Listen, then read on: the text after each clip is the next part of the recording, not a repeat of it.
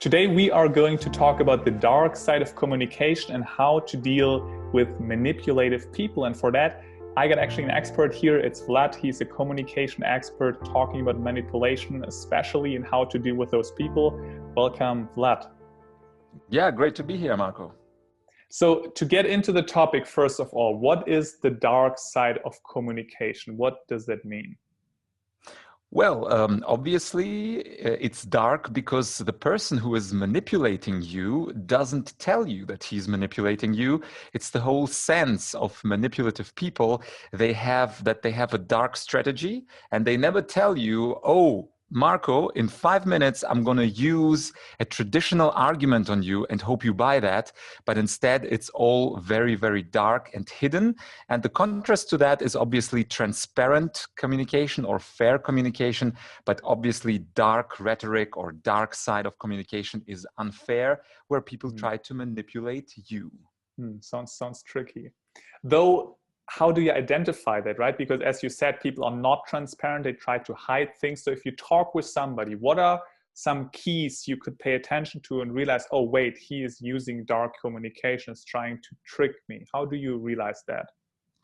Well, I would say the biggest misconception about manipulative people is that you imagine some very evil person in a dark coat and with a very, very scary face. But on the contrast, on a daily life, the most manipulative people are those who appear very nice. So, for instance, if you get in the first business interaction with somebody and that person gives you lots of compliments, praises your company, praises you, praises everything around you as a good mood person, that is sometimes the first sign that the person is trying to build liking. So dark rhetoric is not evil in a sense of having an evil face, but most of the time we have to really be careful with people who are very nice to us from the beginning. Obviously, the exception are friends, because with friends we are nice simply because we like each other.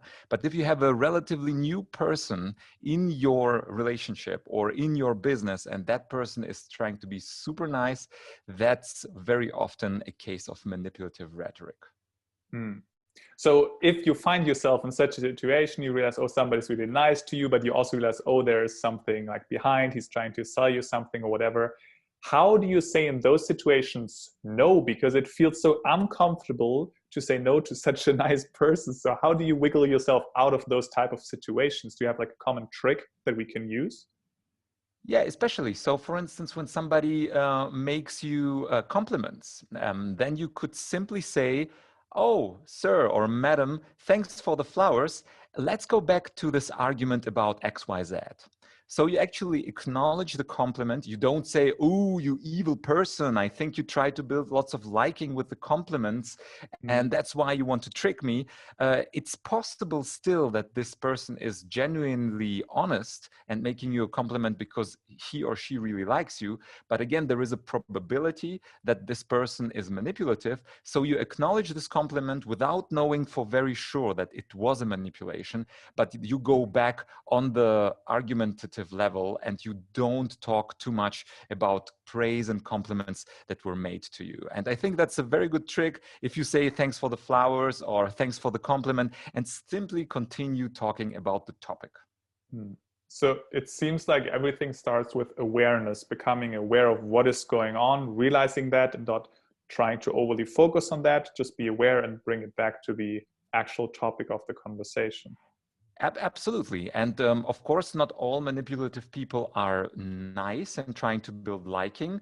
We had a few days ago the debate between Trump and Biden. And obviously, Trump is the master of dark rhetoric. And he doesn't use the liking technique. He's using lots of so-called ad hominem arguments. And ad hominem arguments are defined as personal attacks. So, for instance, he will say, Sleepy Joe, he's very slow. So he's directly attacking his opponent. And by the way, Joe Biden attacked back by saying that Trump is a clown or Putin's puppy. So this is also dark rhetoric, when you try to attack the person and make the other opponent speechless. And sometimes it works. So we also have to be quick-witted. So the one possibility is that we have to defend against compliments, and the other side of dark rhetoric, we have to defend against attacks. And one trick, as you said, like the first step is to be aware of that. But the second step is to actually play it back and say, oh, I just noticed you slightly attacked me as a person. Why have you done that? So this counter question to ask the person why he or she attacked you is actually very effective, because now the person is in the defensive and has to justify the attack, has to explain why he or she has done it. And this gives us time to think about the perfect response. So you really have to be aware of the verbal game that's coming or playing along with you. And then you also have to be aware that it can be a good cop or a bad cop technique, like personal attacks or compliments. And first of all, to address them, and second of all, play them back at the person who's attacking you.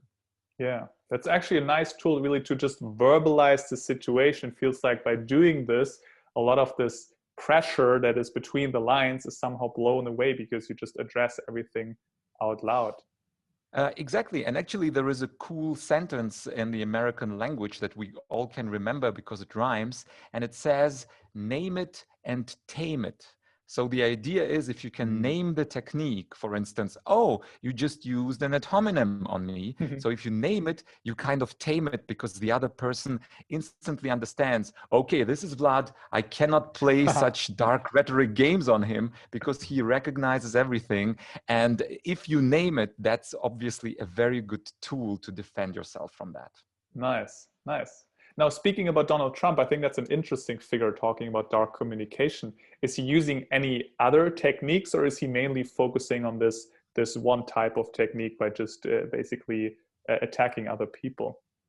So I think he has a few favorites. And if a person, by the way, wants to know all the tricks of Trump that Trump is using, I really recommend my online course, Tricks of Trump, where I really show a video of Trump and then analyze his techniques and why he's successful with that. But for all people who just want to have a few tricks right in this video, first of all, of course, the ad hominem. Second of all, well, he's really good is interrupting people. So he interrupted Joe Biden, I think, 70 times in the first debate. And the third thing what he's really liking to use is a technique that's slightly more advanced. It's called guilt by association.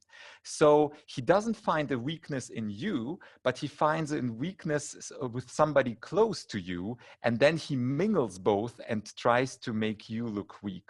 And his main attack, if you watch the whole debate, and I did, for me as a rhetoric trainer, it's definitely a must watch of this 90 minutes.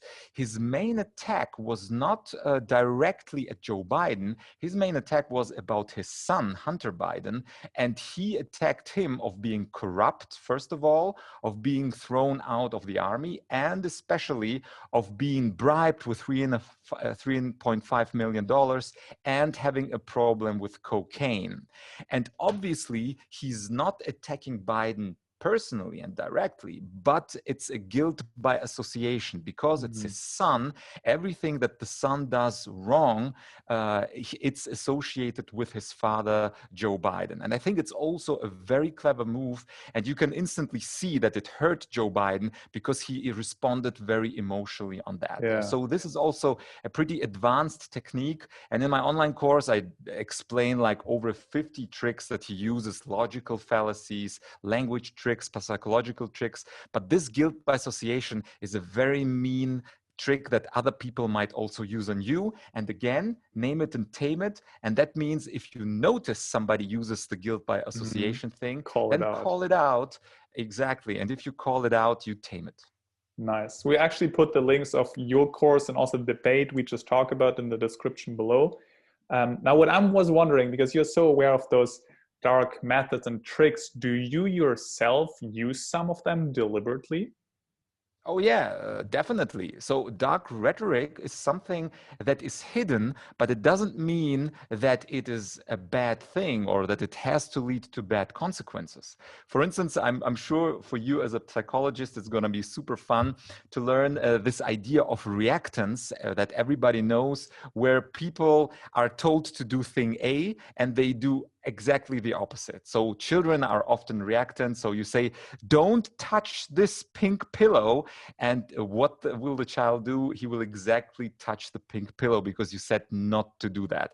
And in psychology, you call it reactance. And sometimes I use, for instance, the reactance with my coaching clients by telling them something like, at the end of the coaching, oh, Marcus. So let's say I'm coaching Marcus. Oh, Marcus, I'm sure you don't have the time to do this homework. And the majority of my coachees don't have the time to prepare another slide and another presentation. So I assume it makes no sense to give you this type of homework.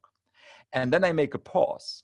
And what the coachee does is he says exactly the opposite. He says, no, I mean, only because the majority doesn't do it, I take my time. What do I have to do with the slide? So tell me. So I'm sure I can do that. So what I just used is I used the principle of reactance against him because I know that people don't want to be like everybody else if they're put in a negative sense. So he wants or she wants to be different, be better than them. And that's why they do the homework. And I use this reactance all the time at the end of my coaching. So sometimes you can use those psychological tricks to do some good. So dark doesn't mean evil. Dark simply means unnoticed. So does that mean that we should not tend to avoid people who use dark communication, but more like knowing how to deal with that and knowing how to calling it out and be aware of it? Exactly, know to call it out. And even if people don't know what you use on them, but if the result is moral, is good in itself. So if whatever, even if you're a salesperson, for instance, so if you use a good product by using dark rhetoric, dark communication, that is a moral thing to do, because sometimes people don't respond to rational arguments, but they respond to psychological hooks. So you can use that, but please, of course, be aware only to use those tricks for the good cause and for good products.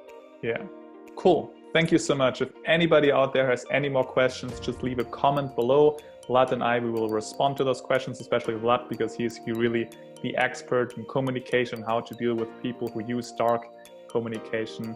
And yeah, thank you guys for watching. Also, again, check out Wlad's YouTube channel and also his course, which is in the description below. Also in the description below, we got one of the debates with Donald Trump, where he uses a lot of dark communication. And yeah, thank you for being here, Wlad. Thank you for answering the questions. Goodbye. Bye.